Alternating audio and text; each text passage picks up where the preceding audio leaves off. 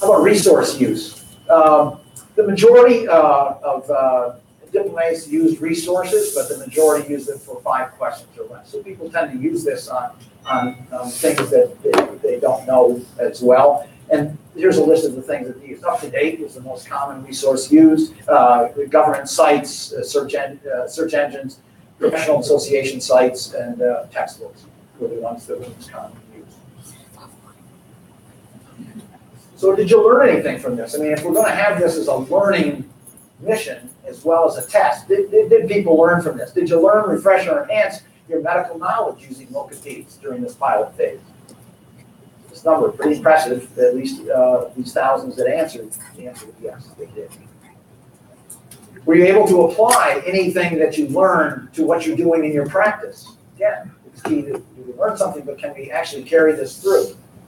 So over 60% said they already had by the end of the year, and another 16%, so somewhere around 80%, said that they have already applied things that they've learned in their practice or plan to moving forward. And here are some other comments that are there that on some of the things: antibiotic use, discussions with families, follow up on high blood pressure, just things that there were over 1,500 people that wrote in significant changes that they did as a result of this process. There's a longer comment from a neonatologist, but this neonatologist saying that she really did learn and realized that there were things that maybe she could have done better, and she's having far more frequent discussions now with her general peds and subspecialty colleagues, and has become much more facile with this process, and finds herself reading much more general peds now as well, and being useful to talking to her colleagues. And it would, I don't think it's in this quote, but further down was that in her quote was that it helped with the teaching. More positive comments: just love the experience. It was a learning experience. This is reflective of real life practice. More comments about people liking this, including subspecialists.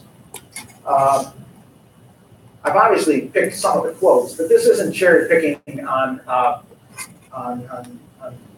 you know, the good ones out of the bad ones. They're just overwhelmingly just positive. For those who heard me give talks on MLC a couple of years ago, I had to talk the good, the bad, and the ugly, and the comments that tried to give you the range of comments that were coming in about MLC itself. These have been overwhelmingly positive. How about the scoring? Well, you need to do this. It's continuous learning opportunity. You need to do this for the first 4 years of your 5-year cycle. But understanding that life happens, circumstances occur, we have babies, we get unhealthy, our parents get unhealthy, we change jobs, etc.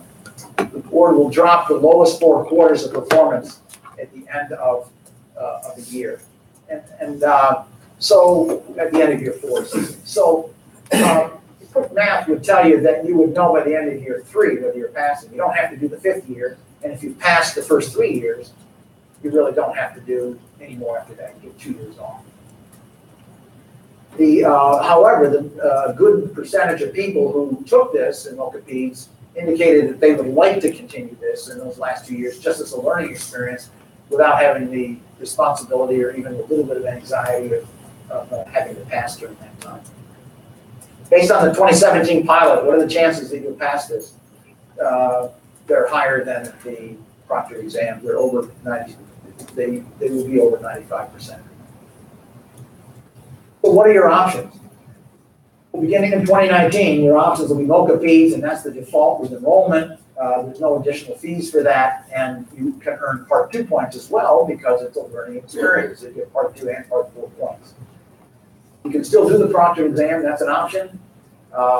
It will move to an every 5-year instead of every 10-year process, and that is really to come in line with almost every other board. Almost every other board has their exams every 2 years to 5 years, and so our proctor exam will move to every 5.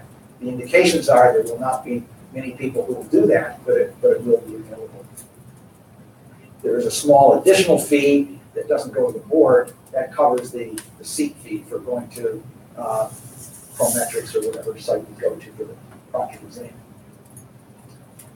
Okay, How about part four? Yes, Sure, because before you move on to part four, and I'm not sure, I'm just gonna throw this out there, I'm not sure how I feel about it, because I really haven't thought about it just now. Has there been any talk about initial certification eventually moving to more of a process like MOCA needs? Yes. The shortest answer you ever heard from me. We've talked before. Yeah, there has been. It's you know, this took a lot of discussion amongst particularly people with my color hair at the board. The change to this in terms of security of the exam and so on. So there is discussion. I think that it would eventually move to something like this. Yeah. So, I was wondering, on that piece. Thank you. So I got a letter in November that said, probably going to come and you can sign on for the editor. And of course, I did not sign up because the real commission I worked to certify for rules of track. Because I'm new to recertify commission. So I'm like, oh, I don't know what's happening. I'm going to let you certification and it sounds like I needed to do this thing, and I did a certification that I will do, it's not gonna last for 10 years. It may last for more than 10 years. So I mean, I was thinking, I have taken a 10-year certification. Yeah, right, yeah. Because I was part of the 7-year recertification, and Right. the stuff home, Right. and I was part of the 10-year recertification for PE, and then now this. Right. So my big question is, what should I do? What is appropriate to do? Because if you're going to say in 2019, everybody here is going to do this, I might as well do this. Well, And if 20 you're saying in 2019, the property exams will go every 5 years, then my exam I take this year for 10 years, it's really only going to last for 5 years, correct? I don't know whether to say correct or that, I'm sorry. What you want to do to find out your own situation, because unbelievably, every situation is very different. And I get into hot water when I get in somebody's, and I try to say when you would join in. Everybody will not join in 2019. 2019 is when this goes live. When you join in is when your 5-year cycle begins again. And that's part of this 5-year, 10-year business that's confusing.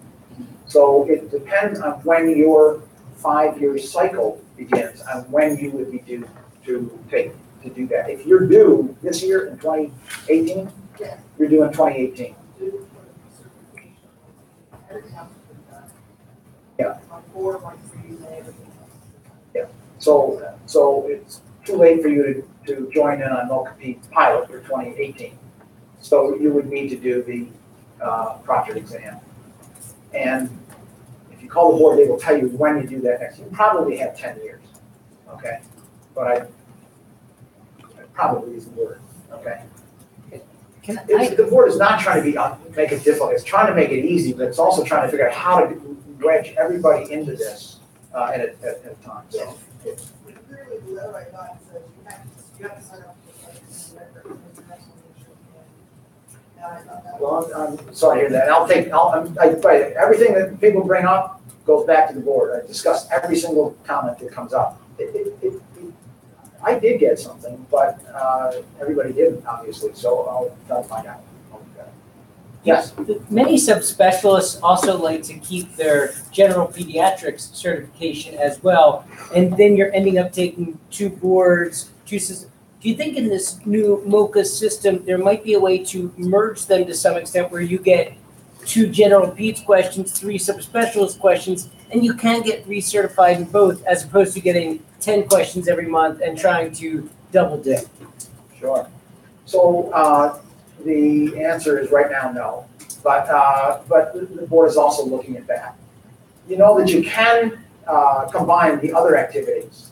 Every other activity you could use for both. So you don't, your part 4, your part 2, those you could do all of whatever your subspecialty is. You could do all general peds and still get credit for your subspecialty. I think that it will merge into something like that, but it's not going to happen right away.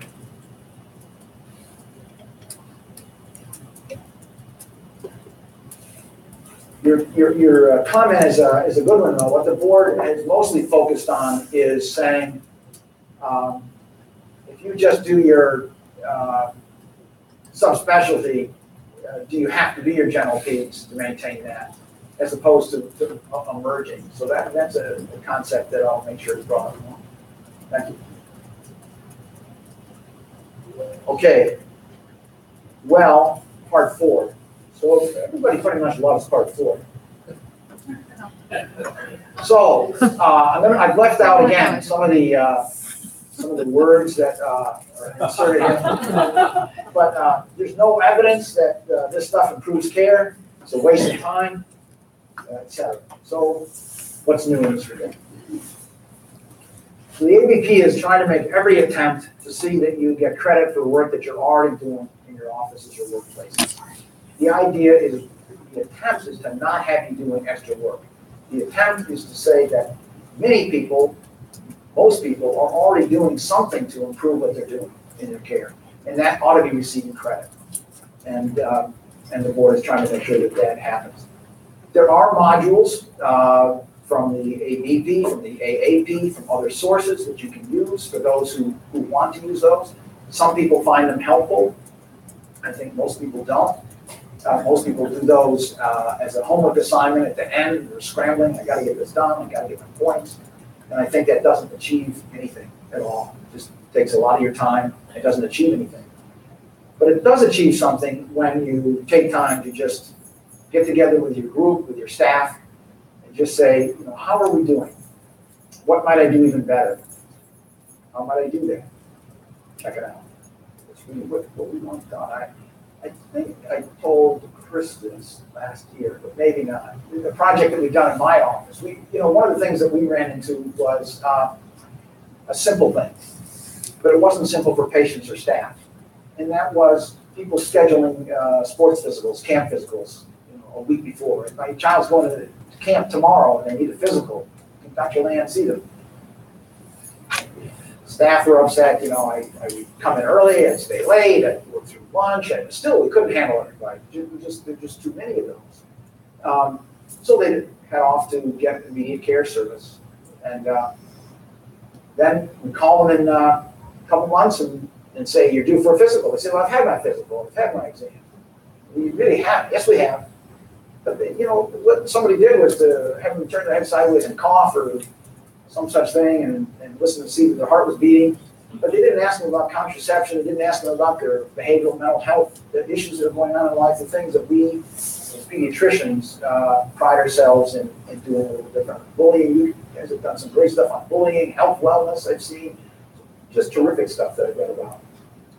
Smoking, you're going to hear about later.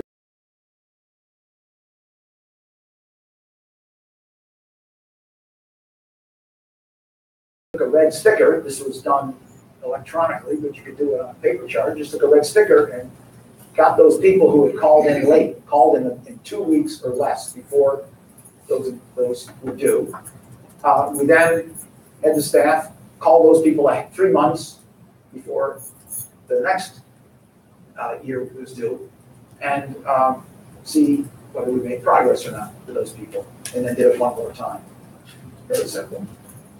Part 4 credit. We improved. We actually made care better for those people. We saw that they got care as opposed to going to an immediate care and not getting it for exam, etc.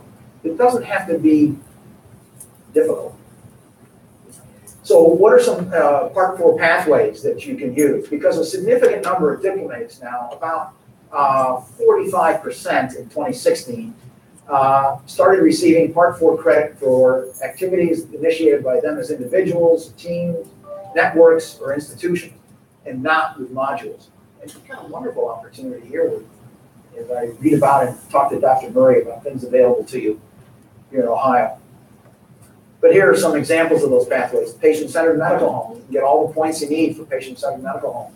A guy from Ohio, Chris Cunha, and I worked together to get this to count for the board. Smaller, large group quality improvement projects, a project like the one that I mentioned here that we did in my office. Portfolios, I'll talk about that very briefly in just a second. Institutional QI leadership. Anything that you can do that where you're attempting to improve the care of patients can count. And there's a streamlined application process. This application started off as 22 questions. They passed it by me because I don't know how to fill out applications. 22 questions. It's pretty good, Dr. Lynn. 22? I haven't got time for 22. 16, 14, 12, 10. It's down to 6 questions now. One of them is your name. Okay. So what's the AAP doing with this? They're really doing a lot. This is taken from an article in the AAP News this past September, just emphasizing that quality improvement can shown to be an effective tool in improving the care that children get. The AAP has portfolio status. Portfolio status you can do it in a practice, but it would be expensive for that. But institutions or organizations do this. The AAP does this. Some chapters do this, where you then take on the role of evaluating projects in your local area yourself, in terms of the AAP national. And that's really the way we would like it to be. We'd rather not be the ones that are evaluating these, but the people that know you, know your projects, evaluate those. And so with very little oversight from the board, if you achieve portfolio status, you can have somebody locally or an institution you work with, like the AAP, handle this. What else is happening? Well, collaborative learning efforts. I just emphasize again, AAP chapter meetings. Lots of projects come out of AAP chapter meetings, which are then relevant to what you're doing. Not what's happening to me in Vermont, but what are you guys seeing? So a chapter meeting. What are we doing? What might we do a little bit better? Your practice, my practice, what can we model on there a little bit? PediaLink QI, this is an activity from the AAP that's similar to the American Board of Pediatrics Small Quality Improvement Project, but it is maybe better. There's no cost to it, and they help you design your project from the beginning. Yeah, you want to do a project, Dr. Murray doesn't have time to help you on obesity, so you're going to do it yourself, so you call AAP, connect with PediaLink, and they'll help you design the project, follow through with it. EQIP and other programs such as that, platforms and poster presentations at NCE, and there are support sessions at the NCE, some of which you can actually get credit for right on the spot. Fees. I just want to make a couple comments about fees. Comments that come. $1,304 is way too much to pay. And what if I stop practicing in 2 years? What if I take a year off or do something different? So what's new? Well, the 1304 has stayed the same, but try to get that down. That's staying the same. Actually, for MOC is actually loses money for the APP with $1,304, but they made a commitment not to increase that fee, and that's not increased for the past 4 or 5 years. But you can now do an annual fee and pay that yearly instead. Still a burden, but not quite that same burden. That wasn't as easy to get accomplished as you might think, but because of IT capability. So in summary, we know you're already doing a great job as pediatricians. You know that, the AAP knows that, the ABP knows that. But as a profession, how can we show that you're staying current and making an effort to improve the care that you're giving? Maintaining our certification in a meaningful and relevant way, not a homework way, meaningful and relevant way, including collaborative efforts. Together as a group, together with me, the ideas to take back to the board can show that commitment to improving healthcare for children. Well, that didn't work.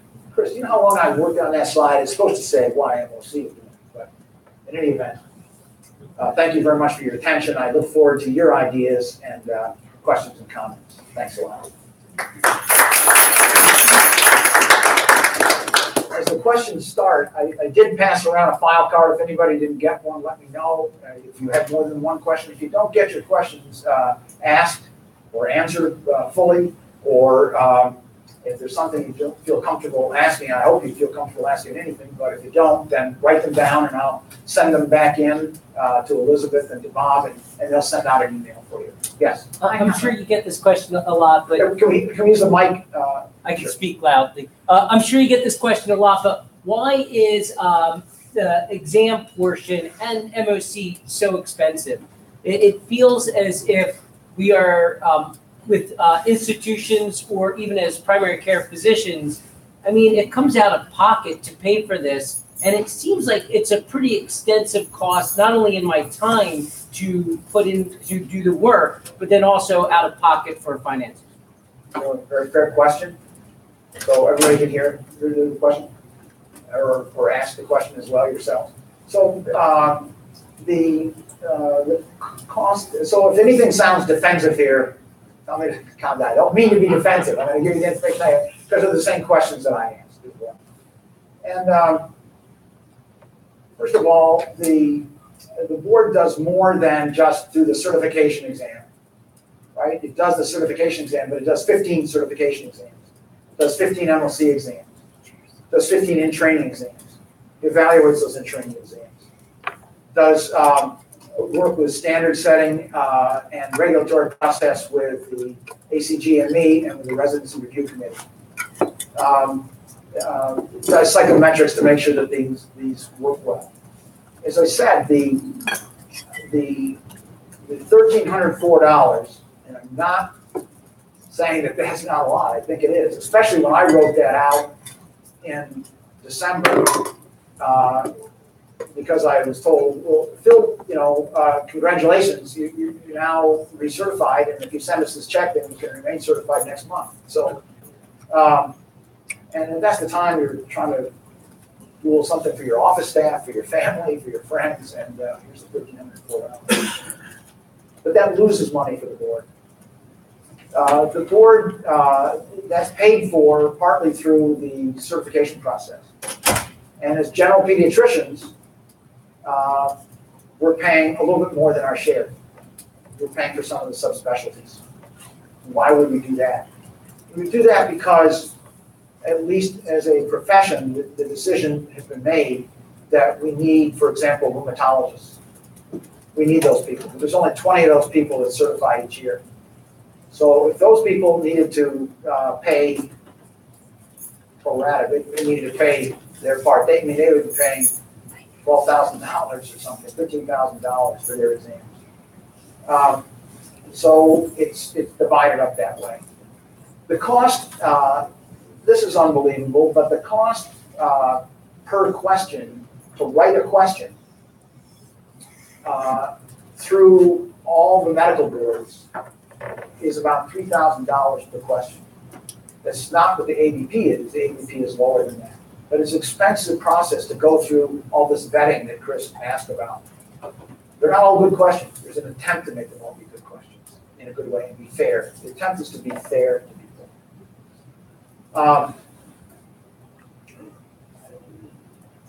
That's some answer for you. I agree with the comment. This builds on that discussion. Sure. And I'll just be blunt and share what's out on the street and tell me if it's true or not. Sure. One is that the executives are extremely highly paid, disproportionate to other medical executives. The board is in palatial headquarters in North Carolina. You go to meetings in very high-end resorts, and that the operating margin you currently have is 2 years when most other organizations are happy to have 6 months. I'm just sharing what's out there, and I hear it again and again. Sure, well, thanks. Thanks for the question. So, first of all, here's you can take one of these, and we'll give one of these to Bob as well if you want, but just that's the annual book. But that'll give you an overview, and for the question in the back, an overview of the finances. But it's only the overview. It doesn't give you the nitty-gritty that you're asking about. The nitty-gritty is available on GuideStar.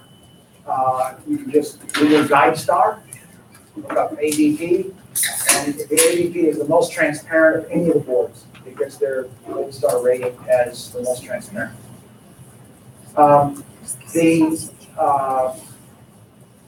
The number of people paid at the board is very few. There are honorarium given. I get an honorarium for coming today from the board. not really maybe home, but it's an honorarium.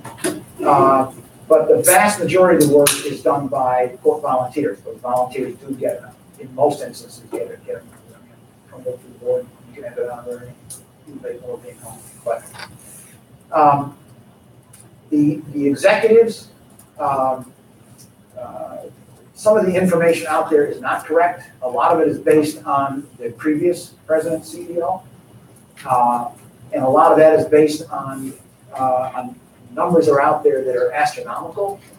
And those are based on what that person received in his last year. And that last year included someone knows retirement plan is better, but defined payout or some kind of a payout plan for his retirement. He postponed and took that at that point in time at the end, as opposed to collecting it along the way.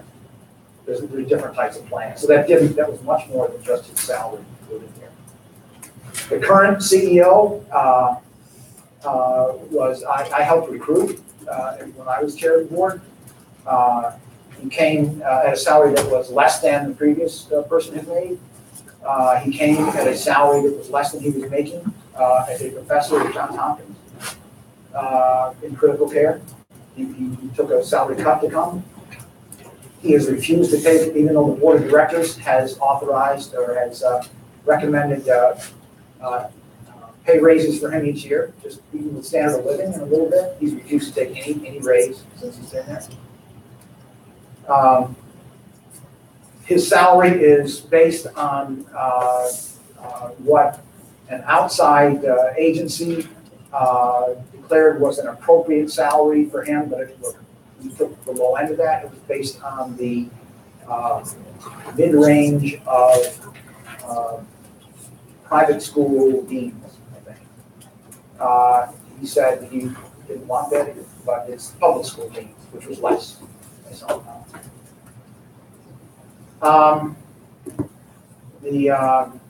The salary is less than the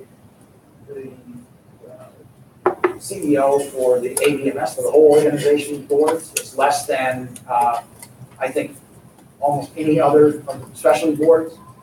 I think it's less than AAP leadership make. I'm not talking about this after Murray right now. I was one of those poor volunteers. So the answer is it's not minimal, but it is it's a lot more than I make. But it's well, there's another part to that though. I think that I got bumbling on the answer for you. I'm sorry. Where to go? The resorts and stuff like that. Right. Yeah. I'm just sharing. Oh, sure. I appreciate the questions.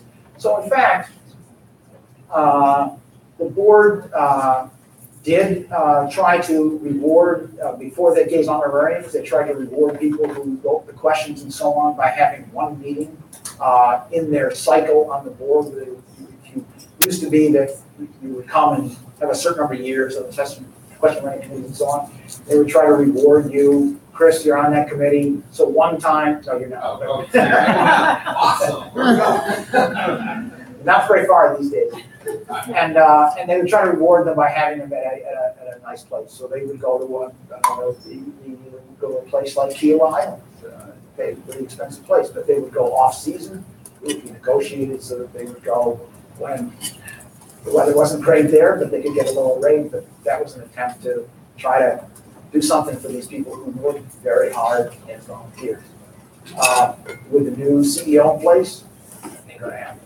So that almost all meetings, they do have a board meeting each year that is in a place like Orlando or something like that, you know. But it's not like they're going to really expensive places anymore. They try to hold all their meetings at in-state places. Cary, they're nice, but they're I'm not knocking our state. I stayed at the Embassy Suites. It's similar to that kind of place for most of the things that they do.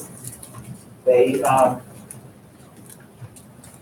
the word on the street was a reaction and and blown up from what it was previously, and it does not apply to what is going on now.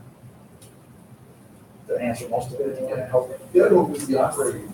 Oh, the operating margin, yes. So operating margin, actually, the operating margin that most people are told, and I was told the AAP tries to do this as well, is 1.5 times your operating expenses. And that's what the AAP tries to do. It tries to hold on to that for 1.5 times your operating expenses. The AAP is 6 months. 6 months.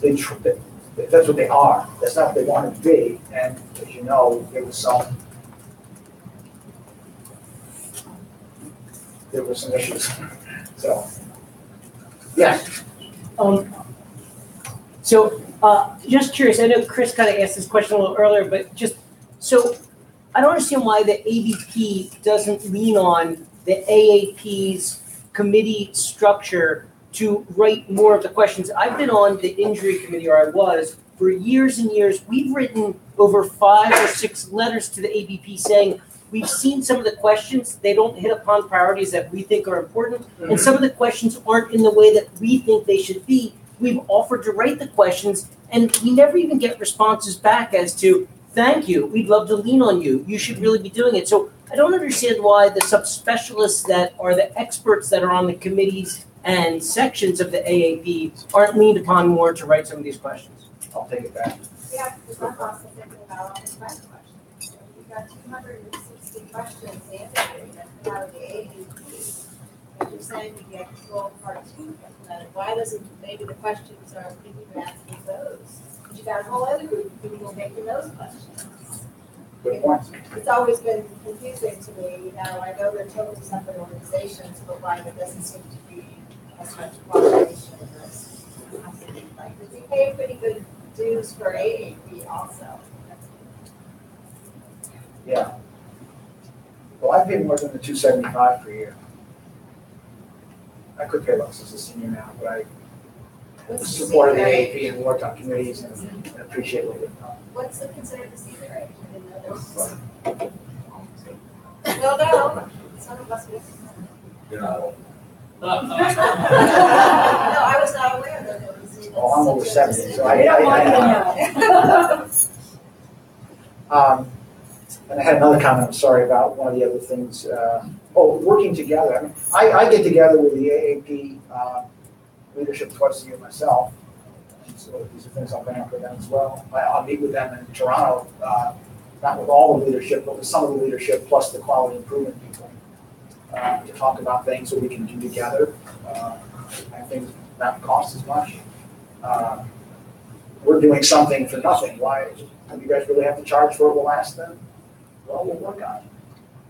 We're doing something for nothing. You guys have to charge for it. So there are efforts that are being made that we could be more obviously. So there's content specifications that come out with the draft. So obviously, if that's what the AAP thinks are the right content specs, I would think that whatever you're testing on would be comparable, because you mentioned Brett was one of your references. So.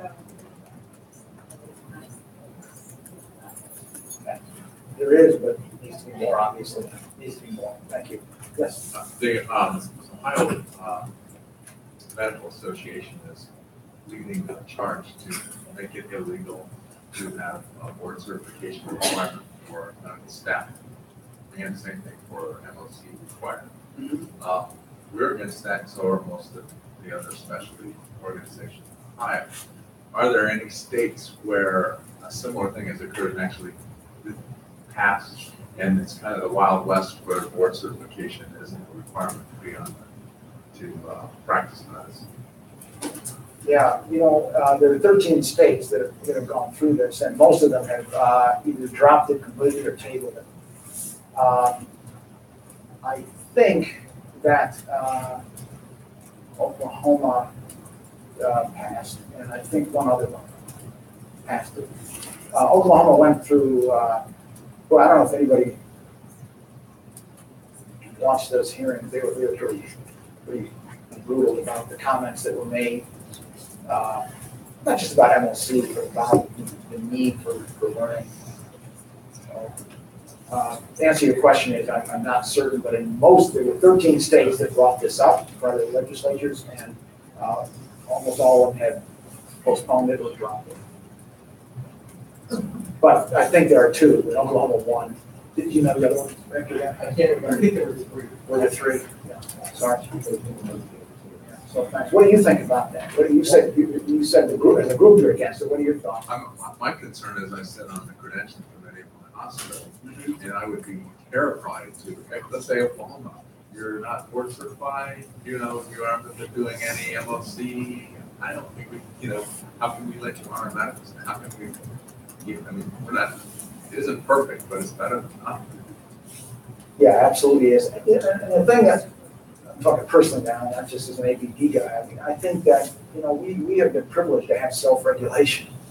And as a first step towards government making those decisions, it's worrisome to me. So I appreciate Just at the post office. Thanks for your comments. I appreciate your what you spoke up about. So this is a question that kind of builds on that. As you may know, one of the most vocal groups about some of the concerns with ABPR live on the listserv of the section on administrative and practice management. And there have been some comments where some of the members have said, we're not renewing, we're not going through MOC through the ABP, and are looking at sort of other organizations to get sort of certified. And I'm just wondering what you would say to those members, kind of why ABP is a much better way to go than some of these, I'm going to call them rogue organizations, but others, groups that are offering pediatricians designation.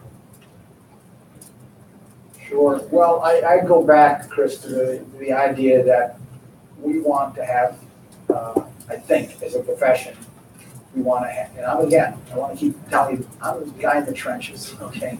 I'm a guy in the trenches, but who believes in this and loves my profession. I wouldn't trade what I do.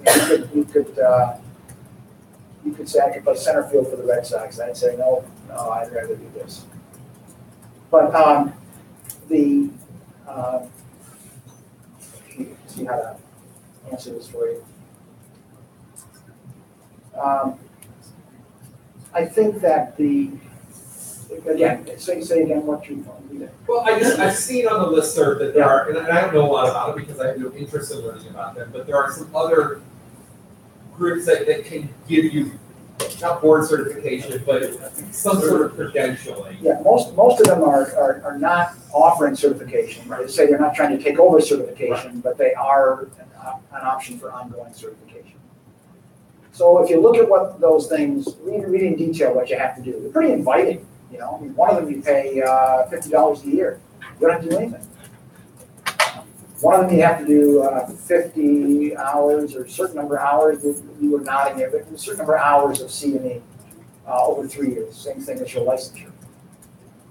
Doesn't really distinguish out from those things that I think we take pride in pediatricians. Well, I think the concern is how does how do the parents, how does the public sort of, they get to see you're, endorsed by some national organization we know. So, it's getting, how do we let families know that this is the route to go, and this really means something where this designation. Yeah. So I think that it's clear to me that we need to, the AAP needs to help us, but that the board needs to help show more value to that certification. And that's true because of things that are happening in the market for people who are pediatricians and not pediatricians, maintaining certifications not. And I've just been in discussions with David Nichols a lot in the last, in this year, 2018, about that. So if you have ideas, send them in. The board has, in the past, has not wanted to be in the marketing business. It wanted to be something that, this certification is something that we're proud of. This example is given a lot, but I just had it recently going home from Tennessee, and people have brought up, the value of certification. So you've heard this one before, but this happened to me just 2 weeks ago. So I'm getting on the plane with this in my mind, and I look at it and I see this pile. In my mind, I've never stuck my head in and said to a pilot, are you certified? Are you keeping up with that? But I'm counting on them doing that. I'm counting on their profession having standards of excellence that say that they need to keep up with. And by the way, you know, we just have recent things that say we got to trust those pilots off, but those people that come into our offices need to trust us. They need to be aware of that. And as I got on the plane, by the way, we then got out on the runway and all set to take off. Next plane to take off, then we had to wait an hour because the icy runways in Vermont. And then after an hour, I said, well, we got to go back in because a woman pilot, she said, you know, we're going to be 3 hours. And then when we actually did get in to deplane, she said, it's going to be tomorrow morning. I really apologize that those runways are too icy. And I didn't grumble. I just said, boy, I'm glad that person is keeping up. So I went back and I looked up, you know, what do you have to do to maintain as a pilot? And it's pretty strenuous about time compared to ours. I mean, they have a whole group of things, but one of them is every 6 months they have to travel to meet with an examiner over a couple of days to be in front of the simulator. And I'm glad they do that. So I guess that's just saying I believe in the certification process, but it's how do we market that? That's a great story. I mean, that, I think really, you're right, I never thought about that either, but I think that's a very powerful story.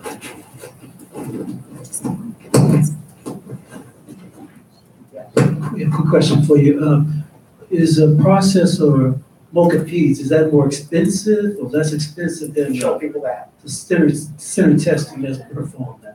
I'm sorry. Mocha-Peds Yeah. versus the center testing that's performed now. Is it a more expensive process, less expensive, and would that be reflected in the fees? For you?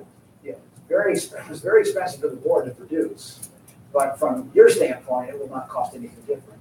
You'll still have the same, haven't been able to lower that. It'll still be that 1304, 275 per year. But that will include there's no additional fee for doing Mocha-Peds. If you do the proctor exam, there is a fee, and you don't want to be quoted, but I'm close to this. It's like $140 that the Prometric Center charges to have your rear end sitting in the seat with only one handkerchief in your back pocket. One cleaning. Did I answer that? Okay. I have a question. No increase. I have a question. It's not related to Mocha-Peds at all. Sure. So since I've double boarded and I do take my recertification and I did not get grandfathered in as my partner did, so I have to do both sets. And it's nice that now I don't have to do both sets of mock. I can only do one set and have it count. My biggest problem is insurance companies because they don't know what to do with me. So CareSource, I've been in practice for 20 years. I am still listed as only a pediatrician. And my adult patients can't have me listed as their doctor because I'm only listed as a pediatrician. We have fought with them numerous times. My partner is listed as the adult and not as the pediatrician. So that's been a huge problem that people can't recognize us as we are two separate entities able to care for the entire family. I'll take it back. I don't know quite what we would do about that, but we'll try. You ought to get that. That would be simple. It's an insurance issue. By the way, I did get grandfathered in, but I do MOC. And about 40% of grandfathers continue to do that. So it's a good number that don't, but it's a pretty good number to do, actually, where it's volunteer. And just because it's also on the rumor on the street, well, these people like David Nichols and so on, you know, they don't have to do MOC. Everybody who works for the board has to do MOC. There have been very good people writing questions, a good person who, my main work actually is with behavioral mental health kids and with initiatives of the board and the National Academy of Medicine. And the key person that was helping me at the board was grandmother in. And she just didn't want to keep up her MOC, and I lost her as my key ally. So earlier, Chris had asked about how they vet the questions, and I just wondered, what is the process for vetting the QI processes? So if I apply, in my office, I'm doing this in my office, how are we vetting to ensure that it's a formal QI process where I actually go through the process of you call the board, I'll give you a card at the end of that. You call the board, you ask them, is that what you meant? No, I mean, how is the board, what process is the board using to say that these are Oh, I see, appropriate whether it's QI? good or not, yeah. So there are quality improvement people at the board. It's a small staff. It used to take a long time to get those back. They went through a project called Lean, if any of you are familiar with that. And they tightened it up so that now, actually, most people get their answers back in about 36 hours, but certainly within a week. And it used to be 2 or 3 weeks to get that. But they're all QI people, and they have the criteria for doing that. And they'll give you And feedback too, when you submit the application, in funds rate, the application is very short, it's a $75 fee. And you can email it to them and say, hey, am I on the right track? Will we get credit for this? And they'll get back to This you. is for 4. This is for part 4. So this is the 10 person or less. So let's say you're in your office, I'm in private practice, we're having a hard time, we suck at getting our ASQs done. So we're gonna come up, we basically go through a PDSA cycle, how are we gonna improve that? You sort of write it out. I believe let's correct me, is it 2 cycles or 3 cycles that you You have? need 3 points, so you got a baseline Yeah, of 2 so to you're- 2 cycles. And you can email that ahead of time, you fill out the application, and they'll tell you, yes, you're on the right track, no, this is what we tweak. And then, that way you're not doing an entire project, you submit it, they're like, yeah, no, that's not gonna do what, give that credit. By the way, the $75, you don't like the $75, squawk a little bit at that. There wasn't a fee to begin with. And, so you may not want to hear this, but there wasn't a fee to begin with, but people started sending in, I mean, it's a staff of 3 in there, okay? People started sending in, loads of people would send in, I read 2 articles on QI, and I read one now, and I read one another time, is that good enough? And there were so many of those that just, as a deterrent, and that's not really a good way to run the operation, but that's what that $75 is. I think that, I'm squawking, I think we'll probably get rid of that $75 fee. Hopefully in time for you. I have a related question. Ohio has portfolio status. And from what you said, Ohio could then go ahead and designate these MOC4 programs. Absolutely. Good. Do we? Because Yes. So the chapter actually got portfolio status before national did, right? So we were early on in developing these programs. And part of the reason we were able to do that is we had this committee and oversight body in place specifically designed to be able to do that, to be able to grant that. Now, To grant the customized MOC. well, that's what our concern was that we were going to get flooded with those. And we were just discussing this morning that in reality, it ended up being more funders coming to us saying, we want to change the standard of care. We want you to leverage MOC to improve practice. So they were giving us money to do it. So much more of our has been doing that. I think our concern initially was that we get flooded with that. We've not, but we have that capability. And we have an oversight body in place to do it every month. That's great. So you essentially have 3 options. If you live in Ohio and you're a chapter member and you work for one of the major children's hospitals that's also a portfolio sponsor. So you can submit it through the chapter, you can submit it if your institution has a portfolio, or if it's 10 or less pediatricians, you can submit it through the board, through the small group application.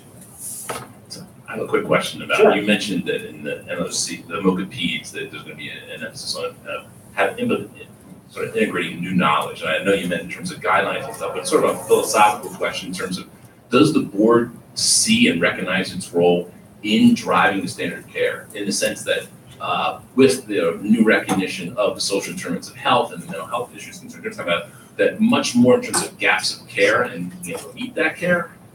It's much more in the realms of advocacy and that, and are we going to, does the board see its role in trying to, in terms of training new physicians and trainees and what's going to be in the board and actual board exams, preparing pediatricians for the future to fill those gaps in care? That's a very broad question. You know what I'm saying? That as practice changes, to be a really good pediatrician, it's not so much necessarily knowing, the Krebs cycle as much as it is knowing how to talk to families and how to advocate for families and to fill those social determinants of health. You're speaking my language, man. So I just gonna quickly tell you this, and they probably want to shut me down here, but I hope other people might be interested in this. Right? But I just did. was leading a meeting at the National Academy of Medicine 10 days ago.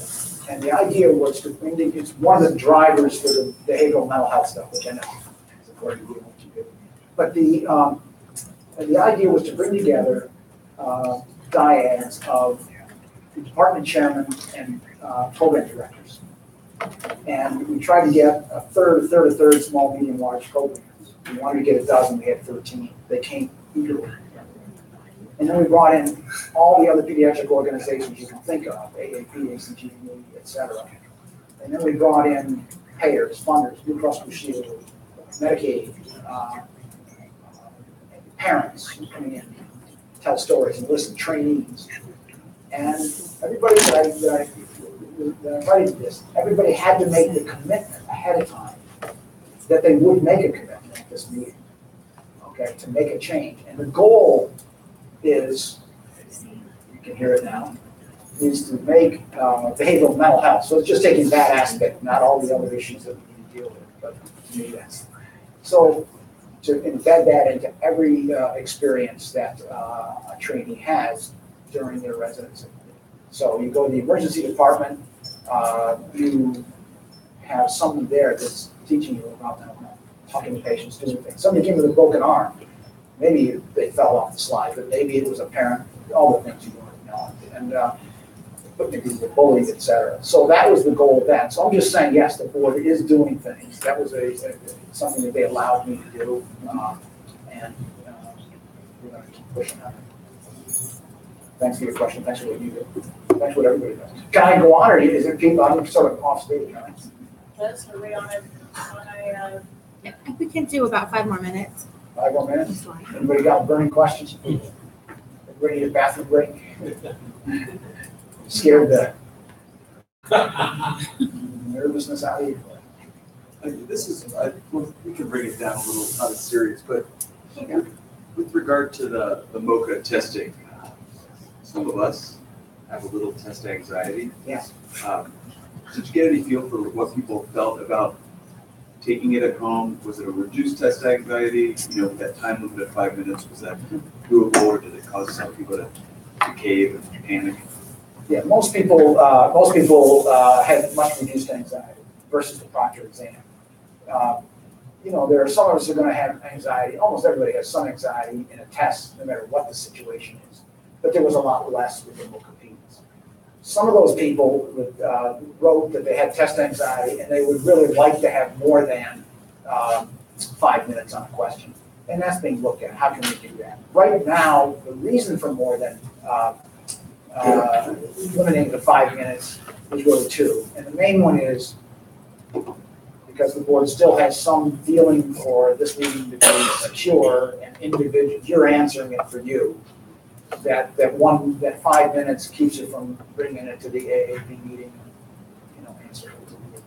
By the way, group learning, we were talking, Bob and I were talking about that. It's some of the best learning we had was when we've done questions in group learning. But at least currently, that's the feeling. Anxiety is less. Anxiety is less. If you have anxiety, you talk about yourself. You don't have to admit this, but if you're talking about yourself, maybe. Okay, yeah. No, if you're talking about yourself and you do this, I'd love to hear from you. I'd love to hear how that might be different or what it was about it. I mean, what could be done differently. So I mean, some of us are going to have more anxiety no matter what the process is. And I can deal with my test anxiety if it's once every 5 or 10 years, but I don't want to have to do it every week. It's immersion therapy. You'll get over it. You'll get over it, Roger. You got a man here that can help you. I think you'll find that people who had anxiety had less anxiety as this went on. Yeah. It becomes a routine. Yeah. And you know, one of the benefits is that you can look something up. One of the benefits is that you can miss a question. You could miss 19 of the 20 questions one quarter. That's okay. So I actually was part of the pilot, so I can speak firsthand that they do give you a list of learning objectives in advance. So if you're freaky like me, I actually went through and did a little research on each one of those things. So I had a basic knowledge of what those questions were. So I did my studying up front, and I knew my studying was done pretty much for the year. All I had to do was review the notes that I had before I went and took those 20 questions. And I thought it was fine. I mean, I really did. I would agree that I think there probably is a need to have a little more than 5 minutes on some questions, only because in real practice, you're not gonna make a snap decision. You're gonna go and get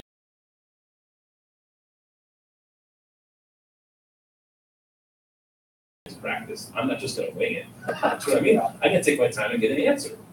So I think that would be, and the only other comment I would have with the MoCaPeeds pilot would be that when you got an answer wrong, it was a generic response that tried to answer all the possible questions and all the possible answers, and maybe technically harder, but it seemed like it would be really good if you answered this question and we understand why you thought this is why it was wrong. A specific answer for that answer as opposed to the generics. Does that make sense, right? Because sometimes you have to go through to find, whoa, what was it wasn't very clear sometimes why the answer was right or wrong. Does that make sense? The role wasn't too long, but nonetheless, I see what you're saying, directed that way. If it's directed, if the response was directed to you answered this, and this is why that's not correct, and then here's all the information, as opposed to, well, I answered that, but you're answering the question for something that I already knew. But in general, I would say that it's a great way to go. You know what I mean? It's less stressful. It's only a couple of LEs, it's an hour, and you're done. Yeah, there are people, because we're all different, right? We're all the same, we're all different, but there are people who like the 5 minutes because they become more anxious in a longer period of time. So, but if you get feedback, I really appreciate hearing that. I thought the best way that you guys did questions was when we sent a little list. And I remember this was when we were doing 7 years ago. And when the parents come home and they find their kid comatose on the living room floor and do the ER doctor, we kind of go through basically the whole thought process of, okay, I want to ask this question. This is the kind of look we're going to. We've got points of discussion for everything that we did, and at the end, it's sort of PDA, but at the end, you know, there was a reading thing you had to read it, you did the bonds in it. I love that. Almost everybody did. And you can go into why it didn't survive, but it didn't survive because of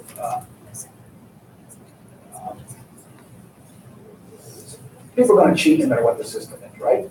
And number one, I wouldn't be bothered if people answered this as a group anyway, from what Bob and I were saying earlier, learn as a group. But this came on the heels of, you may have heard about the massive cheating that took place with 2 other boards. Not pediatricians, but 2 other boards. But then there were a number of parents who called the board and said that the pediatricians were bragging that they hadn't even done their exams, that they had their partners do them. I mean, don't even earmuffs. I don't even want to hear that. I don't even want to hear that. You know, I mean, it's just, so there were some things in saying, you know, still, you can still argue. Come on, let's take care of the masses and help everybody learn. But that's what drove away from that. This is an attempt to get back to it, and I think it'll get even better. The master is standing, so I appreciate everybody's attention. And, short-term memory is okay now, so everything that you brought up will go back to the board. And if you're not hearing things, you want to bring up something different, Bob will have my contact information, Elizabeth will have it, you're welcome to get a hold of me